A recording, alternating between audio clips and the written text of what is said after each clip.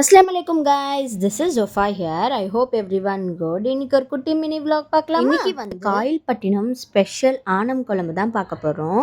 இந்த ரெசிபி வந்து ரொம்ப ஃபேமஸ் அண்ட் செம்ம டேஸ்டி அண்ட் பெரிய ப்ராசஸ். இந்த வீடியோ ஃபுல்லாக பார்த்தா தான் இந்த ரெசிபியோட மெத்தட் என்னன்னு தெரியும். இதில் நிறைய சீக்ரெட் மசாலாஸ் இருக்குது அண்ட் டிஃப்ரெண்ட்டாக இருக்கும். ஸ்கிப் பண்ணாமல் ஃபுல் வீடியோ பாருங்கள் அண்ட் சப்ஸ்கிரைப் பண்ணாதவங்க சப்ஸ்கிரைப் பண்ணிக்கோங்க. எண்ணெய் போட்டு ஸ்பைசஸ் எல்லாமே ஆட் பண்ணிவிட்டு அதுக்கப்புறம் வெங்காயம் ஆட் பண்ணிக்கலாம். அதுக்கப்புறம் வந்து மிளகு, ஜீரகம், வெந்தயம் ஆட் பண்ணிக்கலாம். வச்சிருக்க பூண்டு ஆட் பண்ணிக்கலாம். எல்லாமே ரோஸ்ட் பண்ணாம ஆட் பண்ணிக்கலாம். அதுக்கப்புறம் இன்னொரு வெசல்ல வந்து அதே மாதிரி ஸ்பைசஸ் ஆட் பண்ணி மிளகு, ஜீரகம் ரோஸ்ட் பண்ணிக்கலாம். ரோஸ்ட் பண்ணது எல்லாமே வந்து நம்ம வதக்கி வச்சிருக்க வெங்காயத்துல ஆட் பண்ணிக்கலாம்.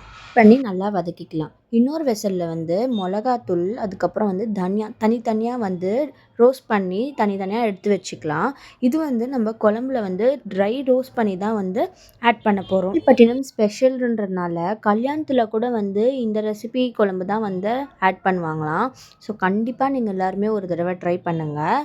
ரொம்ப டேஸ்ட்டாக இருந்தது அண்ட் வந்து ரொம்ப பெரிய ப்ராசஸ் தான். ஆனால் கண்டிப்பாக ஒரு தடவை ட்ரை பண்ணி பார்க்கலாம் டேஸ்ட்டுக்காக. நீங்கள் எல்லாருமே ட்ரை பண்ணி பாருங்கள். ரெசிபி கண்டிப்பாக எல்லாருமே ட்ரை பண்ணி எப்படி இருக்குன்னு சொல்லிட்டு கண்டிப்பாக கமெண்ட் பண்ணுங்கள்.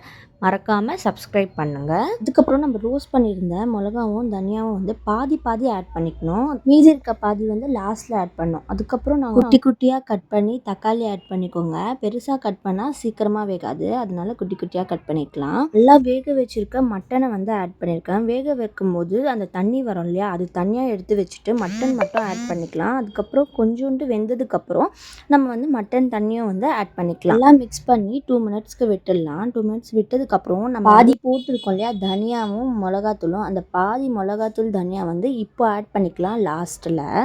அதுக்கப்புறம் வந்து க்ளோஸ் பண்ணி விட்டுறலாம். நல்லா கொதிச்சு வரட்டும். வர வரைக்கும் வந்து பூண்டு வந்து நல்லா இடிச்சுக்கிட்டு நான் வந்து தனியாக எடுத்து வச்சுருக்க ரோஸ்ட் பண்ணாத மிளகாத்தூள் அதில் வந்து பூண்டு வந்து ஆட் பண்ணிக்கலாம். இடித்து வச்ச பூண்டு ஆட் பண்ணி நல்லா மிக்ஸ் பண்ணிக்கலாம்.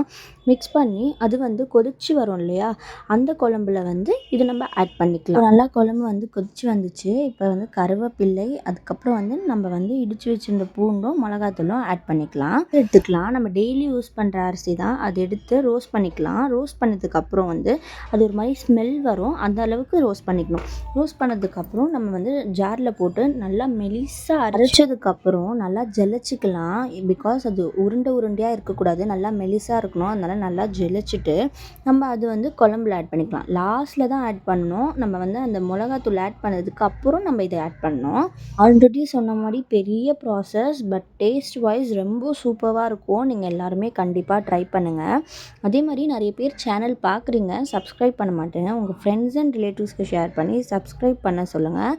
அண்ட் வந்து இந்த டிஷ்ஷை வந்து ட்ரை பண்ணி பாருங்கள் அப்படின்னு சொல்லுங்கள். இப்போ வந்து நம்ம அந்த அரிசியும் ஆட் பண்ணியாச்சு, எல்லா இன்க்ரீடியன்ஸும் ஆட் பண்ணியாச்சு. லாஸ்ட்டாக வந்து கொத்தமல்லி லீவ்ஸ் வந்து ஆட் பண்ணிக்கோங்க. உங்களுக்கு எவ்வளோ வேணுமோ அவ்வளோ ஃப்ளேவர்ஃபுல்லாக இருக்கும். அவ்வளோ ஆட் பண்ணிவிட்டு நம்ம க்ளோஸ் பண்ணி நல்லா கொதிச்சு வர வரைக்கும் வெயிட் பண்ணலாம்.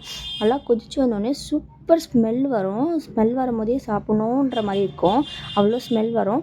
அவ்வளோதான். அதுக்கப்புறம் நம்ம ஸ்டவ் ஆஃப் பண்ணிவிட்டு சூப்பராக சாப்பிட்லாம். செம்ம டேஸ்ட்டாக இருந்தது. நீங்கள் கண்டிப்பாக ட்ரை பண்ணி எப்படி இருக்குன்னு சொல்லணும். இதே மாதிரி மோர் வீடியோஸ் பார்க்குறதுக்கு லைக், ஷேர் அண்ட் சப்ஸ்கிரைப் பண்ணுங்கள். Bye bye.